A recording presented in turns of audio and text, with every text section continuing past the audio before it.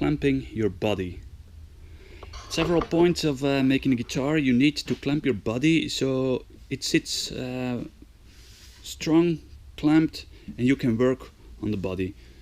So at this moment I'm trimming the sides of the top and the back plate, so I need to clamp the body so I can scrape off the bits of the back and the top plate that are coming out of the sides of the guitar. So my way is a very cheap and easy way. So I got a big wooden plank. It's a standard multiplex, and I cut out a piece, a rectangle over here,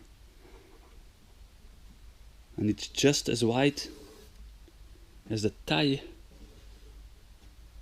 of my guitar. So I can easily remove or place back the guitar, and you see I can scrape on it, work on it. It wobbles a bit in this direction, but since you're pulling force in these two directions, that's not a big problem. So there's just one thing you look at, and that's the distance between these 2 points. So in fact I made my board 2 cutouts because this was too small for this guitar.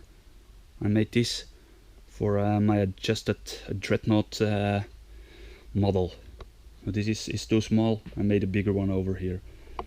It's not a bigger, but you need to be able to clamp your guitar like this. As some of you should have noticed, the clamping of the guitar with the board, with the plate, is an easy way to work on the back side or the top side of the guitar. But when working on the curves, it's easier to put the guitar like this on the workbench. And clamping the guitar like this is easy when using 4 clamps. You're using a pair of these.